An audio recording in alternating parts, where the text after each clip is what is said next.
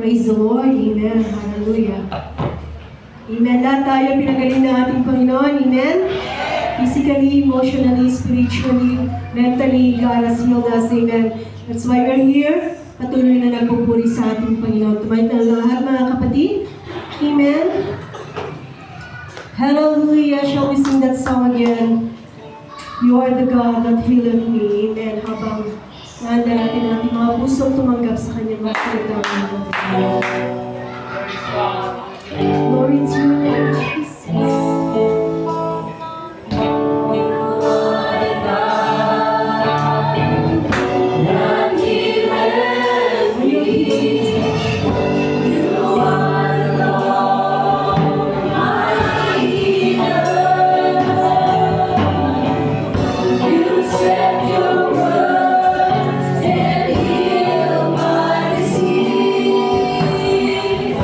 You are the Lord.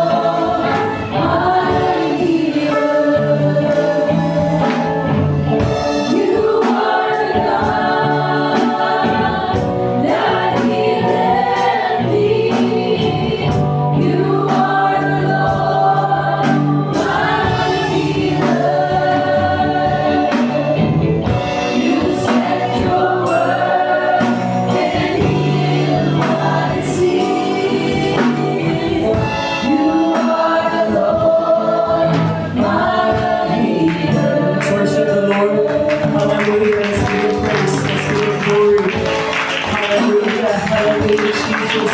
Sinagdag nila ang galing ng ating Panginoon. Itaas natin siya. Hallelujah, hallelujah, hallelujah. I want you to hallelujah, listen to the Lord Jesus. It is so big that is worship Him. Hallelujah, hallelujah, hallelujah. Hallelujah, hallelujah, Jesus. We praise you, we magnify you, we lift your name. You're so good, you're so faithful, you're true, Lord of God. Hallelujah. Sige mga kapatid, bakit tayo mapuri sa ating Panginoon? Hallelujah, hallelujah, hallelujah. Praise God, hallelujah. I can only hear hymns. Hallelujah. Can I hear something from your mouth to worship the Lord? Hallelujah. Hallelujah. Come on, lift him up with your lips. Lift him up with your tongue. Worship him. Hallelujah, Jesus. Hallelujah, Jesus. Hallelujah. Hallelujah. Hallelujah. Hallelujah. Hallelujah. Hallelujah. Jesus, Jesus. Jesus, move in our midst, oh God. Hallelujah, hallelujah, hallelujah. Praise God, hallelujah. Salamat sa presensya ng ating Panginoon. I believe, mga kapatid, that wherever there the Spirit of the Lord is, mga kapatid, may gagawin ng ating Panginoon. But we have to respond, mga kapatid, the same way, mga kapatid, sa ating Panginoon, who is always ready, mga kapatid, na kumilos sa ating mga kalagitnaan. Let us also be ready, mga kapatid, to respond sa kanyang presensya. Praise God, hallelujah. So wala pong pagtatagal, makipagbukas po kayo sa akin in the book of Galatians, chapter 3. Praise God. Galatians, chapter 3, verses 26 hanggang 27. Praise the Lord. Galatians, chapter 3, verses 26 to 27. Basahin po natin, mga kapatid. For ye are all children of God by faith in Christ Jesus. For as many of you as have been baptized into Christ have put on Christ. In NIV, sabi dito, mga kapatid, so in Christ Jesus, you are all children of God through faith. For all of you who were baptized into Christ have clothed yourself with Christ. In NLT, sa 27, sabi niya, and all who have been united with Christ in baptism have put on Christ, like putting on new clothes. Praise God. Habang bili ko sa Brother Isaac, tayo po muna sa Panginoon. Hallelujah, Jesus. Dakilat pagpalang Diyos. Salamat po, Panginoon God. At kami po, Panginoon, ipon po sa lugar na ito. Kami naniniwala na mayroong magkagawin sa aming pong kaligtasan. Sa mga oras na ito, Panginoon God, kaya dalangin namin yung Diyos. Ikaw ang Panginoon, ikaw po mamuna sa bawat isa at ganoon din sa iyo kung gagamitin, Panginoon God, kung dito, Panginoon sa nagagamitin mo, Panginoon God, bilang yung instrumento na bahagi, pangarap, exhort ang iyong mga salita, Lord God, anointing, Lord God, ikaw siya po mamuna sa kanya po mga bawat kasi ng mga salita, Lord God, buksan mo ang aming pong mga puso, kaisipan na tanggapin, Panginoon God, ng buong puso, na may paniniwala, ang iyong pong mga salita na aming pong mapapakinggan sa mga oras na ito para sa aming pong ikalalago spiritual. Hallelujah, Jesus, ikaw siyang aming pong pinupuri at dinadakila at sinasamba sa mga oras na ito at ito pong aming pong sinasama at dinadalangin sa pangalan mo, Jesus. Amen. Amen. Praise God. Hallelujah. Pagay mo yung katabi at maaari kayong makakaupo. Praise God. Hallelujah. Salamat sa ating Panginoon. Sa bawat isa na narito, mga kapatid. So, hallelujah. Sa mga nakaraang mga panahon ay siguro ay parang ang tingin ng iba sa mga additional activities maliban sa linggo, mga kapatid, ay mga extracurricular. Pero mga kapatid, sa mga panahong ito, siguro naman ay nararamdaman natin na ito ay pangangailangan. Hallelujah. Kahit sa mga taong matatagal na, hallelujah, iba mga kapatid kapag tayo ay nakakadalo sa mga gawain. Kung natin kukulangin talaga natin ang linggo, lalo't lalo na alam natin, hindi lang yan sa ating kaalaman, mga kapatid, ang pangyayari sa mundong ito, at hindi mo na kailangan mag-isip sa mga balita, pero sa nangyayari pa lang sa buhay natin, sa isipan natin, mga kapatid, ay doon, mga kapatid, alam kong ang kaluluwa ng bawat isa ay naghahangad sa salita ng ating Panginoon. Praise God, hallelujah. So nais ko lamang magbigay ng isang mensahe na nagsasabing, dress up, or manamit ka, ganda ka. Praise God, hallelujah. So, sa merong isang kwento mga kapatid na isang mag-asawa na gumising sila ng isang linggo. Imalap dahil yung babae nakapalos matatapos ng maganda. Yung lalaki ay hindi pa siya umaalis sa kanyang higaan. So, sila ay mga Kristiyano, so sabi ng babae sa kanyang asawa, bakit ka pa hindi nagbibihis? Bumangon ka na at aalis na tayo. Sabi ng lalaki, ayaw ko. Bigyan mo ko ng 3 dahilan kung bakit ayaw mo, sabi ng babae. Sabi ng lalaki, una, the congregation is cold, sabi niya. Pangalawa, no one likes me, sabi niya. Then pangatlo, wala lang, ayaw ko lang. Tapos sabi naman ng kanyang asawang babae, okay, bibigyan naman kita ng 3 dahilan. Binaliktad niya lang yung sinabi ng kanyang asawa. So the congregation is warm, and a few likes you, and kailangan nung bumangon dahil ikaw yung pastor. Yan. So, may mga panahon, mga kapatid, hallelujah, di ba? Kapag nararamdaman mo yung mga struggles sa buhay, lalo't lalo na mga kabigatang dinadala mo, lalo't lalo kapag ikaw yung mga ngaral. May mga panahon, tapos hindi ka, parang medyo nag-aalanganin ka kung tatayo ka ba o hindi. Parang ayaw mo muna. Kung ayaw mo munang tumayo, ayaw mo talagang bumangon sa iyong higaan. Pero sa mga panahong ito ay kailangan talaga nating bumangon, mga kapatid. Praise God. May mga panahon, mga kapatid, na tayo ay excited magbihis. May mga panahon na walang ganang magbihis. Lalo na sa iba't ibang mga okasyon. So, dati naalala ko sa Bible School, lalo na kapag Wednesday, dahil fasting, pagkatapos ng tilaok, maglilinis, pagkatapos maglinis, maghahanda ng mga kaklasiko at sila ay magpapalit at babalik sa higaan.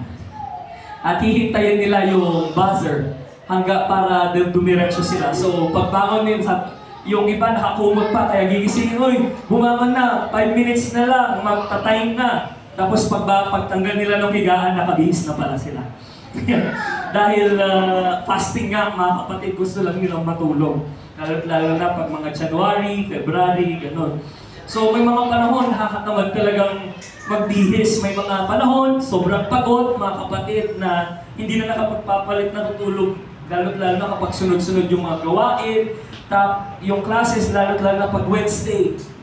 Tapos may magpapakain pa sa gabi dahil sa Wednesday, higising kami ng maaga, may tilaok yan, fasting pa. Pagkatapos ng tilaok, devotion, tapos diretso klase. Pagkatapos ng klase, merong chapel service. And then after a few hours, merong breaking service. Pagkatapos ng breaking service, work job. Pagkatapos ng work job, midweek Bible study. Pagkatapos ng tapos minsan may mga nagpapakain pa sa midweek Bible study, so walang ibang kikilos, magluluto kundi kami. At walang ibang magkukuskus ng kaldero kundi kami rin. Kaya ay minsan nakapagod ng magbihis. So sa ating mga buhay, mga kapatid, ay napakahalaga that we need to dress up. So isa sa mga basic needs natin ang damit, ang pananamit. What is our basic need, mga kapatid? Food, clothing, and shelter. Ayan, mga kapatid. So, hindi lamang tayo sa pagkain. Spiritually speaking, mga kapatid, ay naroon na most of the time, naririnig lamang natin yung pagkain ng ating kaluluwa, narinig natin yung pundasyon ng ating kaluluwa, but hindi natin pwedeng alisin din, mga kapatid, that we need to be dressed. Dahil tayo, mga kapatid, ay binihisan din ng ating Panginoon. So, the clothes that we wear, mga kapatid, it protects us from the weather. Yan, mga kapatid, isa sa nagpapatunay kung ano ang weather, mga kapatid, ay yung ating pananamit. So, it is also a covering sa ating mga buhay at sa ating mga katawan, at naroon na it is also our identity. Kapag ikaw ay babae, kapag ikaw ay isang lalaki, kapag ikaw ay isang estudyante, ikaw ay nagtatrabaho sa Chongsan, ikaw ay nagtatrabaho sa Jollibee, mayroon tayong mga uniform. So, sa ating mga buhay bilang isang Kristiyano, there are dresses that we need to wear. So, una, mga kapatid, na book of Genesis, doon natin mababasa ang unang ibinigay ng Panginoon na damit sa kanyang mga anak. Ito ay coats. Amen. Praise God. That is made, mga kapatid, of animal skin. So it covers our shame. Yan ang isa sa ating mga kailangan, mga kapatid. Dahil may mga panahon na tayo ay nagkakamali, may marami tayong kahinaan, at tayo ay ginagamit ng ating Panginoon sa mga taong tumitingin sa ating mga buhay. At kailangan natin ng magtatakip sa atin. Amen po ba, mga kapatid? Hallelujah! Marami tayong mga dahilan kung bakit ayaw natin magpagamit. Marami tayong ikinakahiya sa ating sarili. Pero, bagamat ganoon, mga kapatid, at tayo ay tinawag ng Panginoon upang Kanyang gamitin at itaas. Kaya hindi pwedeng maging rason yung ating kahinaan. Hindi pwedeng maging rason, mga kapatid, yung ating pagkakamali. Ngunit hindi rin pwede, mga kapatid, na tayo ay tatayo na ang nakikita ng ibang mga tao ay yung ating mga kahinaan. Kaya kailangan natin ng isang bagay na magtatakip sa atin. At yan ay walang iba, mga kapatid, kundi yung pinagkaloob ng ating Panginoon na Kanyang katuwiran. Kaya sa ating awit, "Cover me, Lord, lukuman mo ako ng iyong presensya, ng iyong kabanalan, ng iyong katuwiran." Katuwiran, hindi katuwiran. Katuwiran. Pag sinabi ng katuwiran, righteousness. Pagiging matuwid, hindi yung reasoning. That is pangangatuwiran, mga kapatid. Hallelujah! Dahil ang ipapakita natin ay walang iba kundi ang ating Panginoon sa ating mga buhay. Hallelujah! At kapag tayo ay walang damit, walang saplot, mga kapatid, it attracts attention. Especially, mga kapatid, pag physical, alam natin yan, na sa mundong ito, may mga kinukulang ng damit kapag sila ay manamit, and they are attracting a different kind of attention. At yung mga na-attract nila, maaaring ito'y magdulot, mga kapatid, ng kanilang kahiyan, magdulot, mga kapatid, ng kanilang kapahamakan, lalo na sa mga kababaihan, mga kapatid. Diba? Kung may panahon, mga kapatid, na nagbigay ng warning ang munisipyo ng La Trinidad upang ang mga kababaihan ay manamit ng maayos dahil sa mga sunod-sunod na kaso, mga kapatid, ng rape, mga kapatid. So, kung paano tayo manamit, mga kapatid, will tell us, mga kapatid, kung sino yung i-attract natin. Hallelujah. So, sa kagaya ng sabi ko doon sa mga kabataan, sa mga kabaihan, sabi ko sa kanila, mga kapatid, that yung kung paano ka manamit, bakit ba kailangan hapit na hapit ang iyong pandamit? Who are you attracting? Diba? Kapag ang gusto mo i-attract ay isang tao na who is attracted to you not because of your body, but because of who you are at sa ginagawa ng Panginoon sa buhay mo, then you don't need na ipakita yung curves mo, yung shape mo, di ba, mga kapatid? Hallelujah! Dahil kung paano ka manamit, ano ba yung, kaya meron silang tinatawag na seduction, mga kapatid, dahil they are attracting, mga kapatid. So kung tayo, ang gusto natin i-attract ay isang tao na tao ng Diyos, then be filled, glow in the glory of God. And that's the kind of people you will attract as well. Pero kung ang gusto mo ay talagang yung naghahanap sa katawan mo, ay talagang yung katawan mo din ang ipapakita mo. Pero kung ang gusto natin, ay yun yung aayusin din natin sa ating mga sarili. Kaya napakahalaga ng damit, mga kapatid, upang ang Diyos yung ating ma-attract at hindi yung atensyon ng mundo. Kaya, mga kapatid, it doesn't matter if we cannot attract everyone sa ating mga buhay. And alam kong lahat tayo kailangan natin ng atensyon. Dahil tayo ay lalo parang sa mga negosyante, kailangan hindi ka makakabenta if you are not able to attract attention.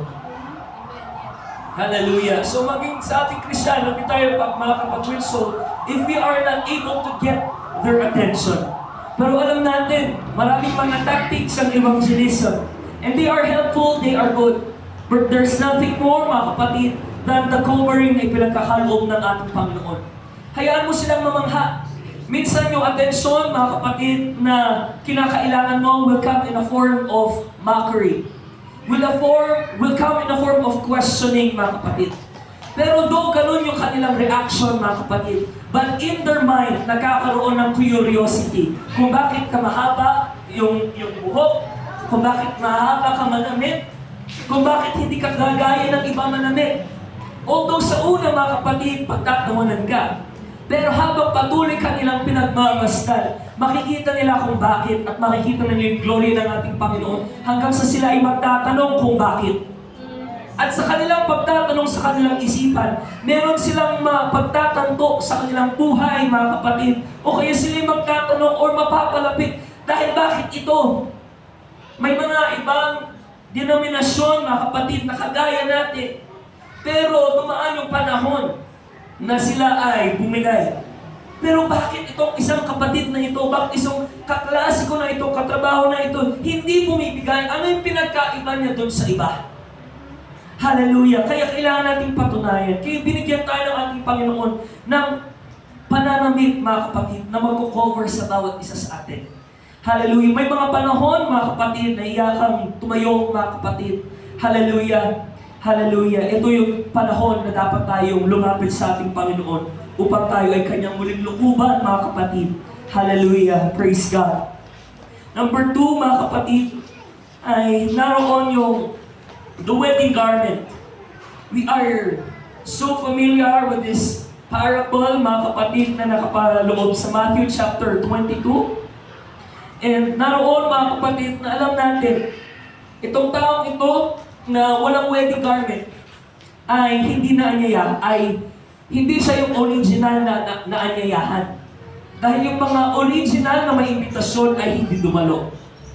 So dahil walang dumalo, ang hari na siyang naghanda, mga kapatid, sa kasalang ito, ay nag-invite ng mga taong hindi deserving. At may mga dumating. Pero may napansin itong isang hari na dumating. Meron siyang isang napansin na isang lalaki na hindi nakadamit pang kasal.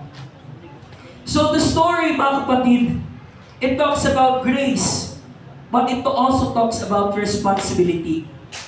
Na although tayo, mga kapatid, ay hindi karapat-dapat lumapit sa ating Panginoon, we are able to come to God as we are. Because grace is extended. Hindi tayo karapat-dapat, pero binigyan tayo ng imbitasyon ng ating Panginoon na lumapit, kumain sa kanyang hapag, makaktan lahat ng kanyang kabutihan. Pero it is our responsibility na humarap sa ating Panginoon with a wedding garment. To keep our lives clean, to keep our lives pure sa panahon na tayo ay tinatawag ng ating Panginoon. Yes, salamat sa kanyang grasya. Salamat sa kanyang awa. Kahit tayo ay marumi, kahit tayo ay nanggaling sa hindi magandang nakaraan, but it is our responsibility lumapit sa ating Panginoon na nakahanda. Na ihanda yung ating sarili, mga kapatid. Hallelujah! Hindi pwedeng gamitin natin na rason ang grasya ng ating Panginoon upang hindi tayo maghanda.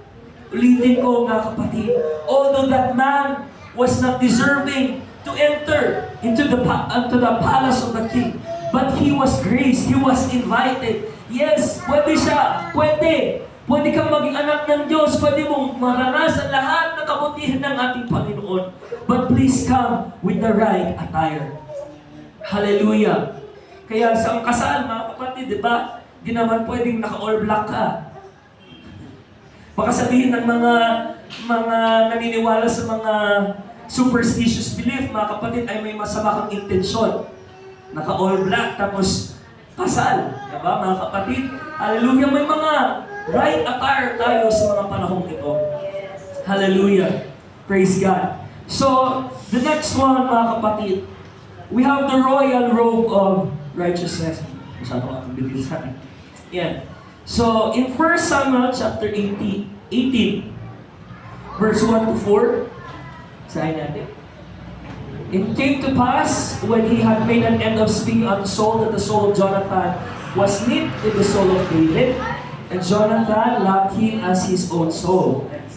And Saul took him that day and would let him go no more home to his father's house. Then Jonathan and David made a covenant because he loved him as his own. And Jonathan stripped himself of the robe that was upon him and gave it to David, and his garments, even to his sword, and to his bow, and to his girdle. So when the writer made this an illustration, mga kapatid, sa pag-ibig ni Jonathan kay David, sa pag-ibig ng Diyos sa kanyang mga nilalang. Jonathan is a prince. He was wearing a royal robe that was upon him. He has the right to be the next king of Israel. Well, in fact, siya yung may pinakarapatan. It was Jonathan. Pero, because of his love, of his friendship to David, tinanggal niya yung kanyang balabal at kanyang ipinagkaloob kay David. So, ganun din sa atin. Hallelujah! Na isang kaibigan, naging kaibigan ng ating Panginoon. Bagamat hindi tayo karapat-dapat, but God took a royal robe from Him and placed it on us. Hallelujah! And kailangan natin ingatan yun because that is a royal robe. In the royal robe, mga kapatid, ang tinatawag, mga kapatatawagin na royal sa huling panahon, mga kapatid, it's not because of blood. Although sa atin, pwede natin sabihin because of the blood of Christ. But it has to be because of righteousness. Because of righteousness, mga kapatid. Kaya ang magiging mamumuno, dahil ang magiging hari ng mga hari, ay walang iba, kundi ang ating banal na ating Panginoon. At ang kasama niyang mamumuno, ay yung mga mapapanatili ng kanilang damit. Ang kanilang damit, mga kapatid, ay naroon na malinis sa harapan ng ating Panginoon. Sabi doon, mga kapatid, sa salita ng ating Panginoon, and we will reign with Him. Tayo ay maghahari, mamumuno, kasama ang ating Panginoon. That's why we need to keep a robe of righteousness in our lives. Hallelujah. Ephesians chapter 24, verse 22 to 24. Praise the Lord. Ephesians chapter 4, verse 22.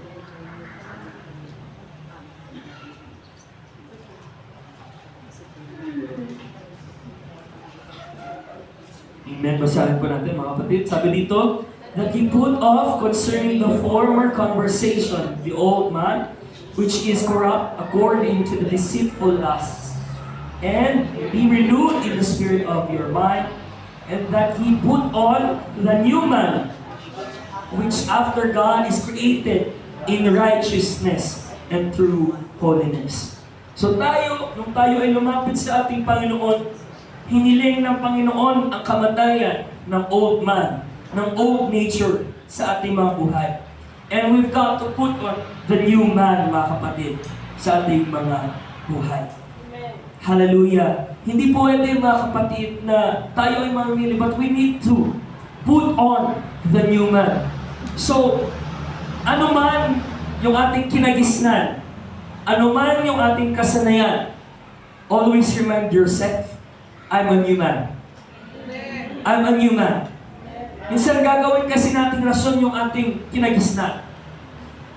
Pagsasabihin na, sasabi ng salita ng Panginoon, ikaw, ang tigas ng ulo mo, kasi ganito kasi ako. Ganito kasi ako lumaki, wala kasi nagpalaki sa akin ng maayos. But we've got to remind ourselves, I am a new man. Hindi ko pwedeng gamitin yung rason na we cannot blame our past anymore. We cannot blame, mga kapatid, kapag hindi naranasan ng iba sa atin na magkaroon ng makulang sa kanilang buhay or sino man yung nakagawa ng pagkakamali sa kanilang buhay. Because we are a new man. Hindi natin pwedeng gamitin sila na rason someday, sabihin ng Panginoon, hindi ka makakapasok, bakit mo ito ginawa, bakit mo ito ganawa? Kasi lahi namin. Break the chain. Hallelujah! I am a new man. Amen. Hallelujah! Huwag nating hayaan na gawitin ng kaaway na rason yung ating kinagisnan. Yung ating cycle, mga kapatid, sa ating buong buhay. We've got to live as a new man.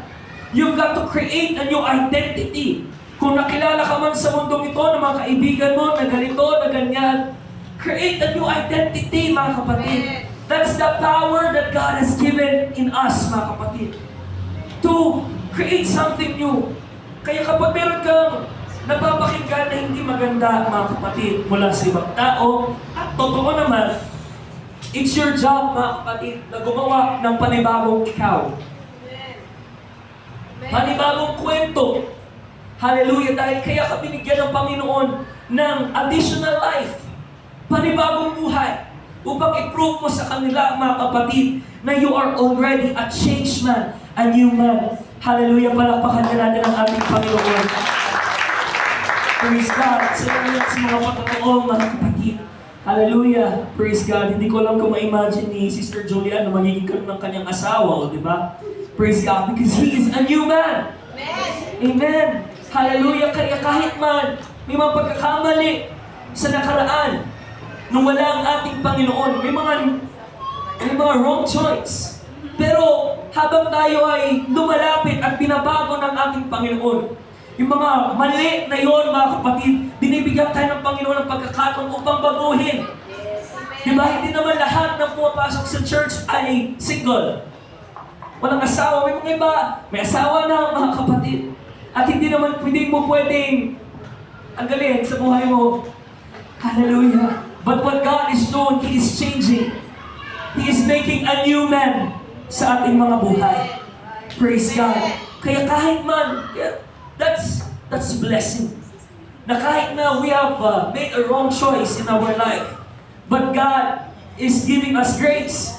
God can change those wrong, hallelujah, na mga desisyon sa buhay, hallelujah, upang maging maayos, mga kapatid, para sa Kanya. Praise God. So keep the royal robe of righteousness. Ano man mangyari, huwag mong aalisin. Kung maalala ng ilan sa mga nakarinig, yung kwento ng isang pastor, dahil sa kanyang inis, dahil sa kanyang galit, gusto niya makipagsuntukan. Sabi niya, Lord, tanggalin mo na kita at balasak lang na ito'y. Hallelujah. Mamaya na kitang babalikan. Pero hindi pwede, mga kapatid. Mas naisnuot natin ang ating Panginoon. Huwag mo siyang aalisin sa iyong buhay. Hallelujah. Medyo nakakatawa kasi may isang nag-post sa Facebook na nag-comment, mga kapatid, na sabi niya, salamat sa lindol. Tinuruan niya ako na laging magbara, sabi niya. Magbara daw. Kasi di ba pag lumindol, takbo, labas. So, ganun. It's something funny, pero sa atin, mga kapatid, there is a lesson. Hallelujah, na nakakaya pag lumabas ka, wala kang damit. Diba? Pag lumindol, hahanapin mo ba?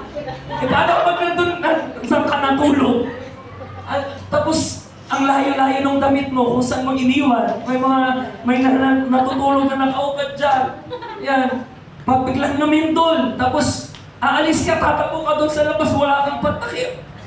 Diba nakakaya, mga kapatid?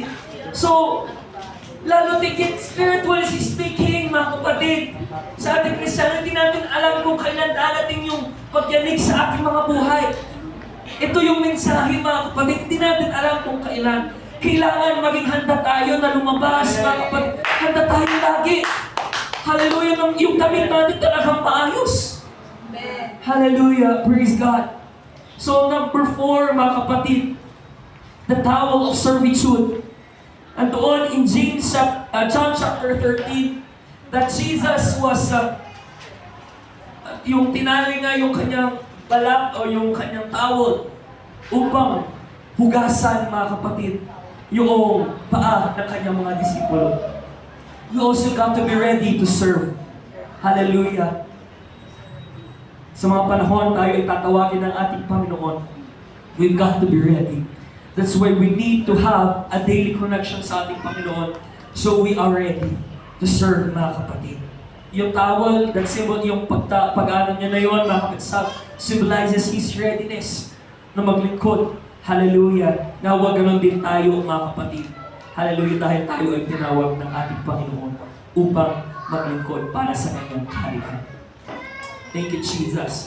Paghatid, Sister Julian, that's something, mga kapatid, that's part, mga kapatid, ng ating ministry sa ating paglilingkod sa ating Panginoon. Amen. Hallelujah. Praise God. So, yan. Ako'y natutuwa. Siguro hindi nyo nasa inakala na magagawa nyo yun, di ba? Dahil alam natin, bawat isa, sayangan tayo, pag lalo sa inyong mga may pamilya, sasayangin nyo bawat gasolina, titipirin lahat ang pwedeng tipirin. Pero alam ko mga kapatid, hallelujah, habang tayo ay lumalapit sa ating Panginoon, habang tayo ay nananalangin sa ating Panginoon, nababago yung ating puso. Na kahit hindi tayo ganun dati. Pero kung talagang minamahal ng ating Panginoon, natin ang ating Panginoon, nagkakaroon ng pagbabago sa ating minamahal din, mga kapatid. Natututo tayo magmahal ng kaluluwa na hindi natin kayang mahalin dati. Natututo tayo magbigay. Hallelujah. Praise God. And that's what we need in these days, mga kapatid. Number 5, let us keep the whole armor of God. Ephesians chapter 10. Naroon, mga kapatid, yung whole armor ng ating Panginoon. Hallelujah. Praise God. Naroon, mga kapatid, una, the helmet of salvation. Hallelujah. Whatever, mga kapatid, dumating na sitwasyon sa ating mga buhay, let us not lose our salvation. Pwede tayong nasa church na mawala natin yung ating kaligtasan. Pwede tayong nasa ministry na mawala natin yung ating kaligtasan. But do not lose your salvation. Always keep your helmet on, mga kapatid. Ang ministry, mga kapatid, will open you to a lot of things. Hindi ka lang ma-open sa opportunities. It will also open you, mga kapatid, to something that can break you, to something that can destroy you, mga kapatid. That's why habang tayo, mga kapatid, ay nagpapatuloy, we've got to have our helmet on. Hindi ibig sabihin na ginagamit ka ng Panginoon ay mas malakas ka na. Hindi, mga kapatid. Hallelujah. But we need to keep our helmet on, mga kapatid. Hallelujah. Especially our mind, mga kapatid. Hallelujah. Marami tayong nakikita, marami tayong napapansin. Habang tayo ay napupatuloy na nanalangin sa ating Panginoon, makikita natin yung ating kahinaan, makikita natin yung kahinaan nila, yung kahinaan ng ibang tao. Maging mga bagay na hindi totoo, kung ano-ano na napapansin natin at pumapasok sa ating isipan. But we need to keep our helmet on so that we don't lose our salvation. Hallelujah. It's always my prayer, mga kapatid. Lord, huwag mo hayaan na ako ay mawala. Hallelujah. Dahil sabi sa salita, it is a warning ng ating Panginoon. Save yourself and them that hear thee. Hallelujah. Praise God. And we have the breastplate of righteousness. Keep our hearts guarded, mga kapatid. Let's keep it guarded from whatever feeling, mga kapatid. Hallelujah. That's why itong armor na ito ng ating Panginoon is not comfortable to wear. Amen? Hallelujah. It's not comfortable to wear. Yung mga tatay, halos ayaw nilang mag-polo, magbarong kasi nanibago yung kanilang skin. Hallelujah. Mainit. It's not comfortable. Hallelujah. Lalo na itong armor. Suot ka ba naman ng bakal? Imagine how uncomfortable it is. At siguro sa atin, mga kapatid, kapag isusuot natin literally itong armor, we are so eager to take it off. Because hindi ka komportable. Kung ano yung lakad, ganun lang ang lakad. Hindi ka pwedeng mag-slouch kasi baka madiretso. Hallelujah. Imagine niyo yung sarili niyo magsuot ng armor, mga kapatid. Doon sa paa, hindi pwedeng kung ano-anong posisyon kasi masasaktan ka kapag yung lumampas doon sa kneecap mo, mga kapatid. Diba? It's uncomfortable to wear an armor. And that's not something that I've written. But please keep on wearing it. Huwag mong aalisin sa buhay mo. It's uncomfortable na lagi kang nagbabantay sa sarili mo, lagi kang nag-pray, lagi kang nagsisik sa Panginoon. It's uncomfortable to the flesh. Hallelujah. It's uncomfortable na ikaw ay umaalis sa mga dati mong nakagisnan na mga bagay, sa mga hobbies. It's uncomfortable to discipline yourself. But it's the only way to keep our lives guarded hanggang sa pagbabalik ng ating Panginoon. We've got to wear the belt of truth. We've got to wear the feet shod of the preparation of the gospel of peace. We've got to wear and have the sword of the Spirit. We've got to have the shield of faith. Hallelujah. Alam ko, nakikita natin, marami ang inuugat, mga kapatid. Hallelujah. Kaya nga, sabi ko yung pagdalo sa mga ganitong gawain, it's not because tayo yung may pinakamaraming extra time. Ang prayer meeting ay hindi para sa mga walang ginagawa. Ang prayer meeting ay hindi para sa mga walang anak. Ang prayer meeting, mga kapatid, ay hindi para sa mga walang responsibilidad. Pero kung gusto mong magpatuloy, matibay, hallelujah, nung lumalakad, mga kapatid, hallelujah, sa kalooban ng ating Panginoon, you have to strive. Hindi madali, but we need to strive. Hallelujah, we need to pursue. Kailangan nating labanan yung ating mga, hallelujah, karamdaman. Ating mga pakiramdam, mga kapatid. The uncomfortability of wearing the armor. Hallelujah, we've got to keep it on. Hallelujah, sabihin mo nga sa iyong sarili, sa iyong katabi, keep it on. Dapat nandyan pa rin yung armor mo. Hallelujah, huwag mo sabihin malakas ka na, mga kapatid. You've got to keep it on. Hallelujah, praise God. The world is trying to address the people. Even literally, mga kapatid, nakikita natin, hinuhubaran ng mundo ang tao. Diba? O sino ba yung mga nakaubad dati sa inyong sa mga panahon ninyo? Mangilan-ilan lang, illegal pa. Pero ngayon, lantaran. Hallelujah, sa telebisyon, sa magazine, sa cellphone, sa laro. Maging sa laro. Mas matindi pa sa laro. Kasi doon sa mga magazine, yung mga tao, kung ang itsura nila, yun na. Pero sa laro, i-emboss nila. Palalakihin nila kung ano yung nagpapalaki sa mata ng mga kalalakihan. Palalakihin nila yan. Mga anime na gano'n sa mga laro, tignan niyo yung mga characters, mga babae doon.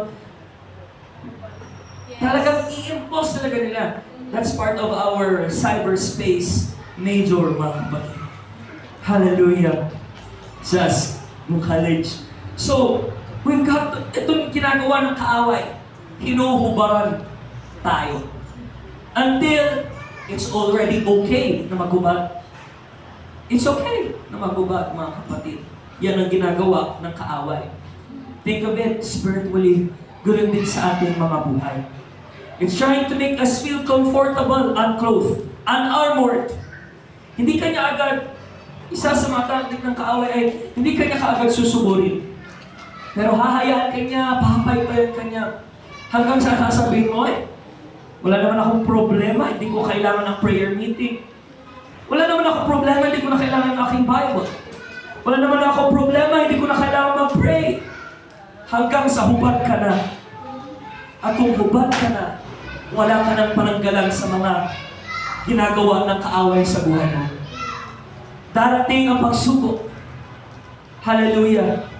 Maghahanap ka pa kung nasa inyong Bible mo. Darating yung pagsubok. Kailangan mo pang kuskusin yung sandata mo dahil mapurol na. Hindi mo na makita yung backlog ng iyong aparador, ng iyong armor, mga kapatid. Hallelujah, ay naroon na. May kalawang na kayo. Mahirap na buksan. It's going to be too late. Hallelujah, let everything around us wake us up. Hallelujah, sa ating paglilingkod sa ating Panginoon. Hallelujah, hayaan natin ng mga nangyayari sa ating paligid, mga kapatid. That we're not just going to pray, Lord, stop, stop, stop. Let's also pray, Lord, make me ready, make me ready, make me ready, make me ready. Keep me, Lord, keep me, Lord, keep me, Lord.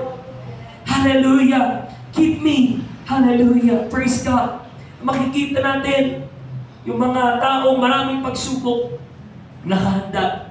Pero mga tao, mga kapatid, na hayahay na sa buhay, wala lang pangailangan, nagugulat sila sa mga nangyayari, mga kapatid, sa kanilang kapaligiran. Pero yung mga sanay sa labanan, they always have their armor on. Amen. Kumbaga, mga kapatid, may safety jacket ka, lagi sila.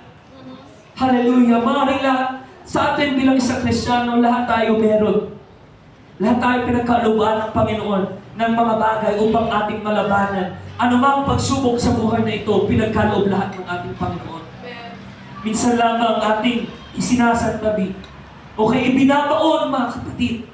Kailangan nating harapin sa mga panahong ito. Praise God. Hallelujah. In Luke chapter 11, verse 21 to 22, salamat sa Panginoon, I encountered this sa aking pagbabasa ng kanyang mga salita.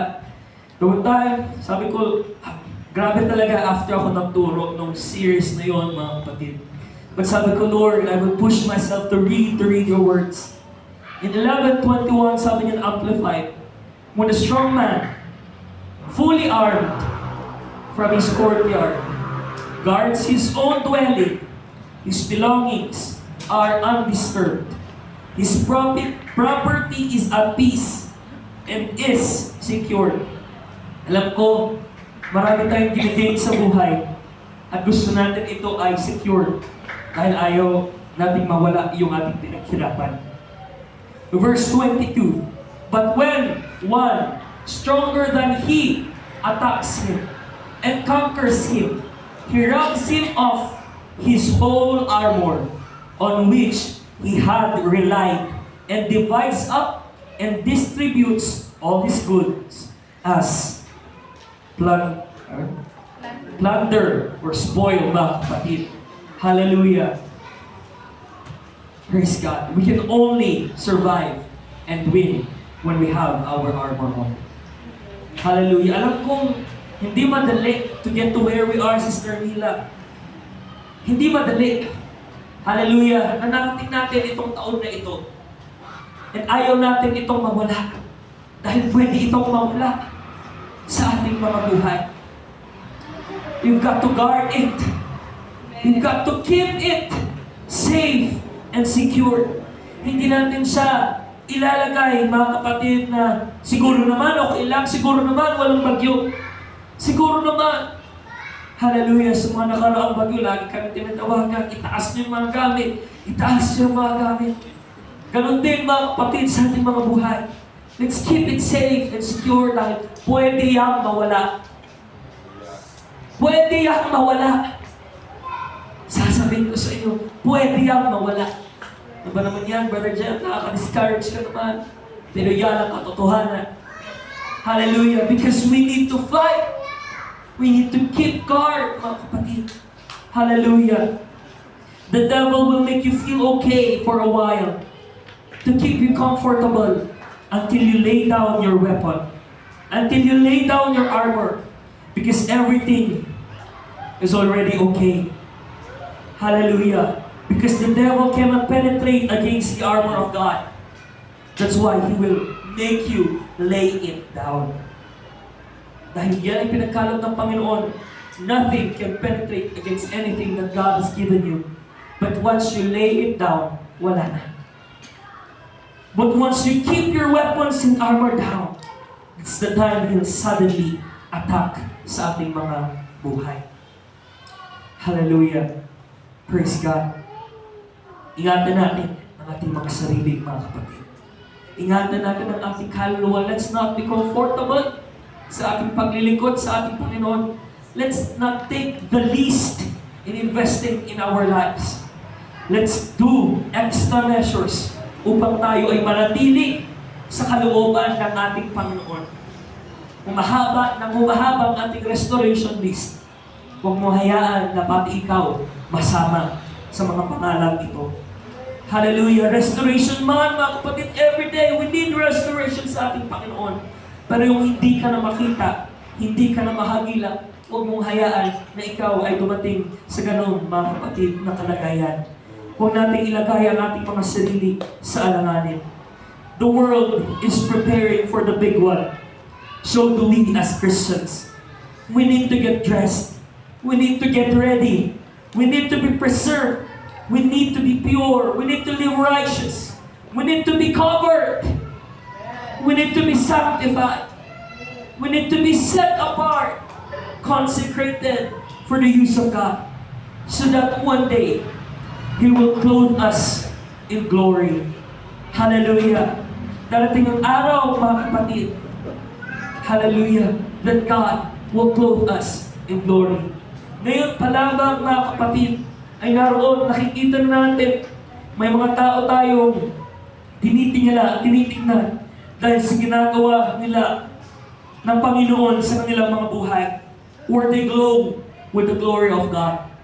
And in the Mount of Transfiguration, habang ako ulit nagbabasa ng salita ng ating Panginoon, sabi ko, hallelujah, ay naroon kasama ng Panginoon yung dalawa, mga kapatid, which is Moses and Elijah. And naroon din, mga kapatid, hallelujah. Sabi dun sa verse 13 ng chapter Luke 9 ba ito? Praise God. Sabi niyo doon, and behold, two men were conversing with him, Moses and Elijah. So that's the first na sinabi. And in 31, who appeared in splendor and majesty and brightness. Ulitin ko. And behold, two men were conversing with him. Sino yung him? It was Jesus. Who appeared in splendor and majesty and brightness, and were speaking of his exit from life, which he was about to bring to realization of Jerusalem. Again, the two men were conversing with Jesus, and they appeared with him in splendor, in majesty, and brightness. Because those who converse with God, who spend time with him, shall appear with him in glory. Hallelujah. Huwag mo hayaan, huwag ka masatisfied na God showed Himself in the little thing in your life. Pero mga kapatid, ang hangarin natin, let us be clothed in God's glory. Mula ulo hanggang talampakan ay makukubaran tayo ng gloria ng ating Panginoon. At kapag mangyari yun at nagsama-sama yung mga tao ng ating Panginoon in this area, mga kapatid, in this church, that's the only time we can fulfill a glorious church. It's not the building, but it's people who are living with the glory of God in their life.